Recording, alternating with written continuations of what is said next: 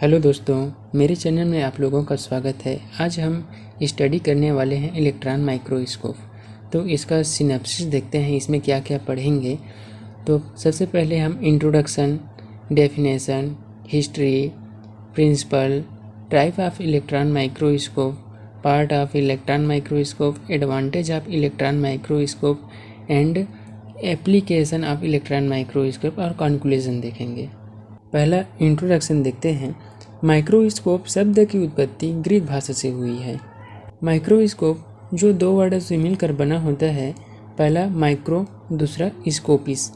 Micro का अर्थ होता है स्मॉल अर्थात छोटा, और स्कोपिस का अर्थ होता है टू वॉच या देखना, अर्थात किसी भी सूक्ष्म या छोटी वस्तु को माइक्रोस्कोप के द्वारा देखना।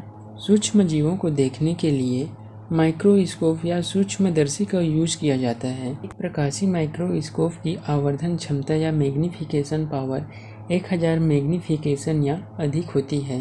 एक प्रकाशीय माइक्रोस्कोप से अधिक आवर्धन क्षमता में सूक्ष्म जीव या माइक्रो ऑर्गेनिज्म को देखने के लिए इलेक्ट्रॉन माइक्रोस्कोप का यूज किया जाता है। इलेक्ट्रॉन माइक्रोस्कोप की आवर्धन क्षमता या जूमिंग पावर 1,00,000 या इससे अधिक मैग्नीफिकेशन पावर की होती है।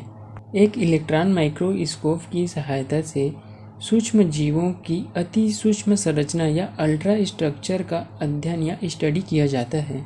इस माइक्रोस्कोप में लाइट या प्रकाश के स्थान पर इलेक्ट्रॉन बीम या इलेक्ट्रॉन किरण का उपयोग किया जाता है। इलेक्ट्रॉन माइक्रोस्कोप आकार में बहुत बड़ा और भारी होता है। इलेक्ट्रॉन माइक्रोस्कोप की डेफिनेशन या परिभाषा: वह माइक्रोस्कोप जिसकी मैग्नीफिकेशन पावर या आवर्धन क्षमता 1,00,000 से अधिक होती है और जिसमें वस्तु की अल्ट्रा स्ट्रक्चर प्राप्त करने के लिए इलेक्ट्रॉन बीम का यूज किया जाता है या इलेक्ट्रॉन किरण का यूज किया जाता हो, उस उपकरण को इलेक्ट्रॉन माइक्रोस्कोप कहते हैं। आप ये बार बार सुन रहे हैं कि मैग्नीफिकेशन या आवर्धन क्षमता। ये मैग्नीफिकेशन या आवर्धन क्षमता का अर्थ ये होता है कि किसी वस्तु को जूम कर या बड़ा कर दिखाना या बड़ा करके दिखाने की जो क्षमता होती है, वही मैग्नीफिकेशन पावर या आवर्धन क्षमता कहलाता है। तीसरा पॉइंट है हिस्ट्री या इतिहास। इलेक्ट्रॉन माइक्रोस्कोप की खोज सन 1932 में नाल एवं रस्का द्वारा किया गया था तथा सन 1940 में इस सूक्ष्मदर्शी का सामान्य प्रयोग व्यापारिक उपकरण या कमर्शियल इंस्ट्रूमेंट के रूप में किया जाने लगा।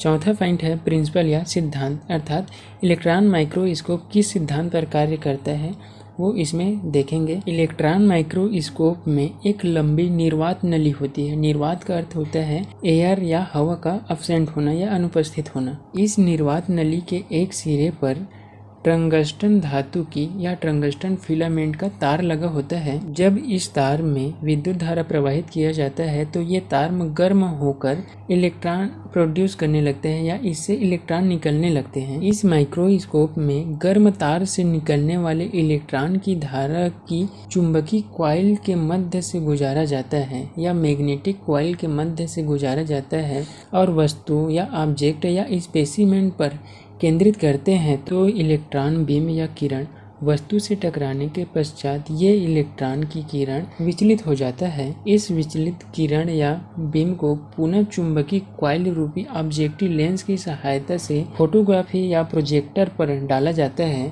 तथा प्रतिबिंब प्राप्त किया जाता है। अब पांचवा पॉइंट है टाइप ऑफ इलेक्ट्रॉन माइक्रोस्कोप या इलेक्ट्रॉन माइक्रोस्कोप के प्रकार। इलेक्ट्रॉन सूक्ष्मदर्शी या इलेक्ट्रॉन माइक्रोस्कोप दो प्रकार के होते हैं, जिसमें पहला है ट्रांसमिशन इलेक्ट्रॉन माइक्रोस्कोप, इसे शॉर्ट में टेम कहते हैं, तथा दूसरा है स्कैनिंग इलेक्ट्रॉन माइक्रोस्कोप, इसे शॉर्ट में सेम कहते हैं, अर्थात SEM से प्रदर्शित करते हैं। पहला है ट्रांसमिशन इलेक्ट्रॉन माइक्रोस्कोप। इस माइक्रोस्कोप में इलेक्ट्रॉन की एक बहुत पतली किरण को प्रयोग में लाई जाती है। ये किरण वस्तु या स्पेसिमेंट या ऑब्जेक्ट से टकराकर बिखर जाती है।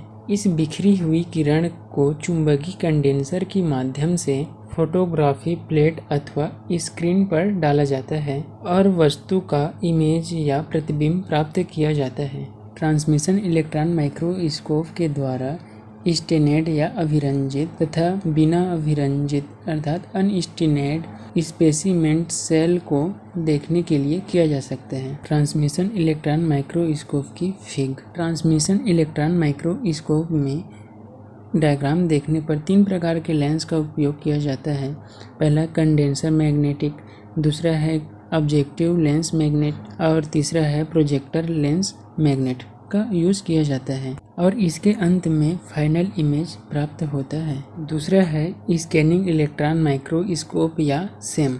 स्कैनिंग इलेक्ट्रॉन माइक्रोस्कोप में वस्तु या स्पेसिमेन की त्रिविम अर्थात 3 डायमेंशनल स्ट्रक्चर का प्रतिबिंब बनता है। इस माइक्रोस्कोप में किसी वस्तु की सतह से निकलने वाले इलेक्ट्रॉन के द्वारा नहीं बल्कि इसमें वस्तु का प्रतिबिंब संवाहित इलेक्ट्रॉन या ट्रांसपोर्टेड इलेक्ट्रॉन के द्वारा प्रतिबिंब बनता है। जब इलेक्ट्रॉन की बिंब को वस्तु या स्पेसिमेन पर डाली जाती है तो ये किरण वस्तु या स्पेसिमेन से टकराकर द्वितीयक इलेक्ट्रॉन या सेकेंडरी इलेक्ट्रॉन उत्पन्न करती है। ये द्वितीयक इलेक्ट्रॉन फोटोग्राफी प्लेट पर या स्क्रीन पर वस्तु की प्रतिबिंब या 3 डायमेंशनल इमेज बनाते हैं। गर्ड बिनिंग और हेनरिच रोहरर ने स्कैनिंग इलेक्ट्रॉन माइक्रोस्कोप की खोज की थी। स्कैनिंग इलेक्ट्रॉन माइक्रोस्कोप की फिग कुछ इस प्रकार है, जिसमें इलेक्ट्रॉन सोर्स से प्रोड्यूस होने वाले प्राइमरी इलेक्ट्रॉन लेंस से होते हुए ये स्पेसिमेन से टकराकर द्वितीयक इलेक्ट्रॉन या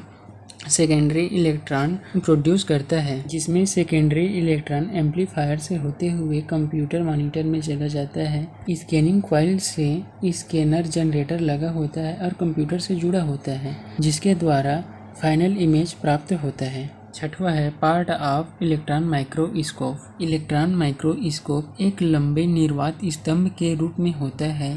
ये निम्नलिखित कंपोनेंट्स के बने होते हैं, जिसमें पहला है इलेक्ट्रॉन गन।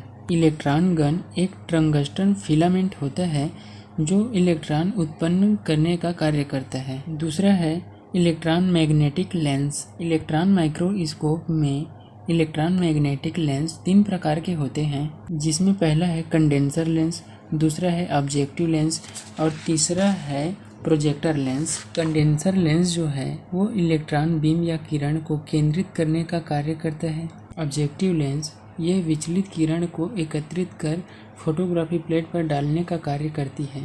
प्रोजेक्टर लेंस या ओक्यूलर लेंस ये इमेज मैग्नीफाइड के रूप में कार्य करता है और मैग्नीफाइड इमेज उत्पन्न करता है। तीसरा है स्पेसिमेन होल्डर। स्पेसिमेन होल्डर आयोजित कार्बन या कोलोइडियन की एक पतली फिल्म होती है। चौथा है image view and recording system. इसके द्वारा फाइनल इमेज स्क्रीन पर शो की जाती है। स्क्रीन के नीचे छवि रिकॉर्डिंग करने के लिए एक कैमरा होता है। छठवां है एडवांटेज ऑफ इलेक्ट्रॉन माइक्रोस्कोप। इसके द्वारा वस्तु को बहुत अत्यधिक मैग्नीफिकेशन किया जा सकता है। इसके द्वारा क्षेत्र की अधिक गहराई से जांच की जा सकती है। इसके द्वारा विभिन्न वस्तुओं का गहराई से स्टडी या अध्ययन किया जा सकता है।